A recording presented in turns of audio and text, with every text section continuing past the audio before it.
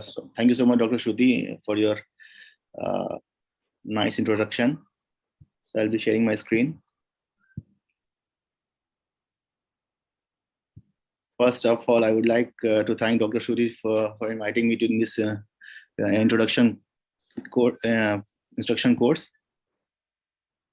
And also thankful to for AIOS Scientific Committee for accepting this instruction course. So I'm Dr. Prashant. I'll be talking about the clinical evaluation of optic nerve head in different conditions. So first of all, I have no financial interest. Am I audible, Shruti? Yes, you are. So first of all, I have no financial interest in any of the equipments, instruments, or the procedure which is shown in my presentation. So when we are going to evaluate the disc, the first thing we have to consider that it is always better to evaluate a disc in a two-dimensional, three-dimensional way. So stereoscopically, we have to use different lenses, a 90 diopter or 60 diopter lens or a 70 diopter lens, sit on slit lamp and examine the patient on slit lamp so that we get to see all the details of the optic disc.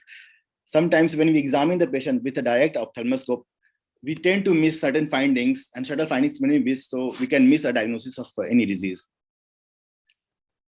So optic disc is, what is optic disc? It's a visual part of optic nerve head which connects eyes to the brain, and the boundary of the optic disc is defined by the scleral canal. So in hypermetrope, the size of the scleral canal is smaller, whereas in myopes, the size of the canal is bigger. That is why the size of the optic disc varies from person to person. So normally it varies from 0.96 millimeter to 2.9 millimeter in different people. So a small disc and large disc, there are different variations we've seen. As a result, the physiological cup can also be small as 0.1 and can be as large as 0.8.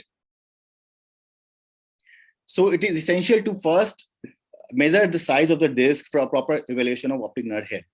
So how do we measure the size of the disc? So if you put if the patient is sitting on a slit lamp, we just put a thin beam of slit, and we can put it across the margin of the disc, which is margin of the scleral canal. So this is the margin of the disc, and we measure the size of this beam with the graticule which is present over the slit lamp in the upper portion of the slit lamp. And whatever is the reading, we have to correct it with the magnification factor. Now, different lenses, since they are magnifier, different lenses have different magnification factor. So if you're using a 60 diopter lens, it is 1, which is similar to the size. If you're using a 78 diopter lens, it is 1.1 times, you have to multiply 1.1 times. If you're using a 90 diopter lens, so you have to multiply 1.3 times. So that will give you an idea of actual size of the disc. Why correlation of size is so important? Because there are certain conditions which are present in small disc which mimics different conditions. So there can be confusion because of the size of the disc. Few of the conditions are optic nerve head Duchenne's, non-arteritic anterior ischemic neuropathy, and pseudopapilloedema. Now, this is a picture of a Duchenne. Duchenne's are generally Duchenne's are collection of proteins and calcium in the optic nerve head, which gives the disc appearance of gives a little bumpy appearance. So disc will, if the Duchenne is present on the surface, it will appear like elevated disc and also a bumpy disc, and also the margins becomes indistinct. So it will mimic a condition called as papilloedema. Now, papilloedema is a condition in which there is high intracranial tension, and that is a high intracranial tension, that is a medical emergency that may require urgent lumbar puncture. So we have to be sure what is Duchenne and what is papilloedema. A large disc, there are conditions which are present in large disc, like morning glory syndrome, which is a central excavation of the disc, which is because of premature closing of embryonic fissure, and congenital optic nerve pit. So these are the conditions which are present in the large disc. So after studying the size of the disc, next is shape of the disc. So shape of the disc normally can be vertically oval, is vertically oval. And the cup is horizontally oval. So if you see the disc, the shape is vertically oval and the cup is horizontally oval. If the cup becomes vertically oval, that means there is loss of neuroretinal rim over here and here. So generally in glaucoma, the first area to be affected is vertical, superior neuroretinal rim, inferior retinal rim. So the cup becomes vertical. So enlargement of the cup as well as shape of the cup is very suspicious of glaucoma and other diseases. Next point to note is the color of the optic disc. Now, color is very important in evaluation of optic nerve head, because color will give you a guide of different diseases. If you see a pallor like this in optic disc, which is very significant, so you should think of pathology which is other than glaucoma. Apart from cupping, you have to see the pallor. So you have to think of pathology other than glaucoma. And according to Greenfield criteria, if you have a pallor, significant pallor along with significant drop in vision, you must do neurological imaging, imaging to rule out other causes of disc pallor.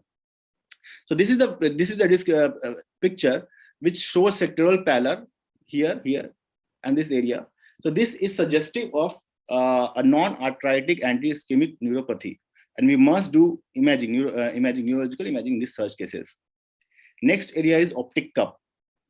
So the central pale area is called as optic cup. The central pale area is called optic cup. The central pale area is optic cup. This area doesn't have any axon, but they have glial tissue. It becomes more pale when there is enlarged cupping of the disc because exposure to the underlying collagen fibers.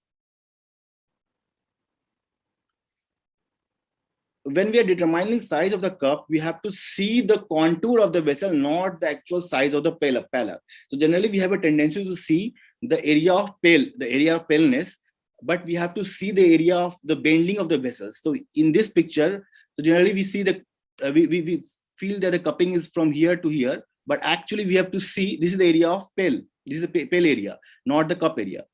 So actual cup area is determined by the area where vessels are actually bending. So we have to draw a contour line, which actually determined by bending of vessels. Like in this picture, we see the pallor is going beyond the area of cupping. So drawing a contour line, which actually determines and will be helpful to determine the actual area of the cupping.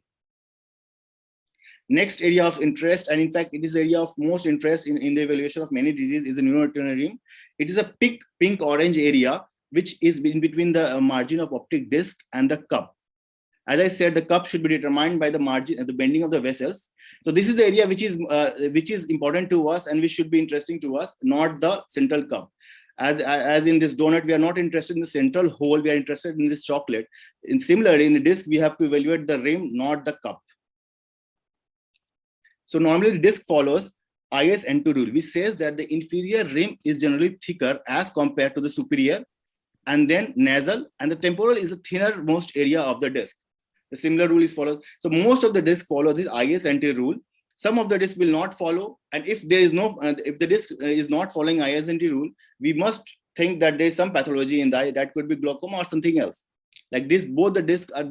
We can see both the pictures. The discs are very big, large disc, but these discs are following the ISNT rule. So inferior rim is thicker. So these can be a normal disc. Next point to note is asymmetry between two eyes, asymmetry of disc in between two eyes. So we have to look at the size of the disc, width of the neuroretinal rim, vessel course, and parapapillary atrophy. And if the cup size ratio, so normally 0.2 is a normal asymmetry which can be present in 96% of the patients, but if the different in asymmetry is more than 0.2, that could raise a suspicion of glaucoma. So more than 0.2 asymmetry, one should do for further follow-up and investigation to rule out glaucoma. Next area to study is retinal and nerve fiber layer. So nerve fiber layer are best visualized through dilated pupil, and they appear as white striations over the beyond the margin of the disc, and mostly they are visible in superior and inferior area because the nerve fiber layer is thicker at those areas. It is best appreciated by green light or red free filter. So pattern of nerve fiber loss can be slit, wedge, or diffuse. So in this picture, we see there is inferior thinning of the disc along with a wedge-shaped defect. The wedge-shaped defect of the nerve fiber layer, which is highly suspicious of glaucoma. In the red-free image, we can see the defect is more clear here, which appears as a darker area. In this picture, in the disc fundus diagram, we can see diffuse area of RNFL defects. So multiple RNFL defects are present. So there is diffuse RNFL defect, which is also suggestive of glaucoma. If there is an RNFL defect, wedge-shaped RNFL defect, which is present in temporal, not in this picture, but if you find a defect which is temporal, that indicates an oblique insertion of optic disc, because temporal area you don't get normally a defect, wedge-shaped defect. So here we can see the normally diffuse RNFL defect. Again, in this picture. Next area is parapapillary atrophy or peripapillary atrophy. These are thinning and atrophy and degeneration of chorioretinal tissue because of ischemia and poor blood supply that exposes an underlying retinal pigmented epithelium, which gives tissue a moth tissue moth-eaten appearance. So PPA differs, perivalvular atrophy differs from normal choroidal crescent that we find in myopia, and also inferior scleral crescent that we find in tilted optic disc. Now it has two zones. One, the peripheral zone is called zone alpha. The central zone is called zone beta. The peripheral zone is a peripheral crescent is characterized by irregularities of RPE because of atrophy of choroid capillaries. So they appear as a dark area here.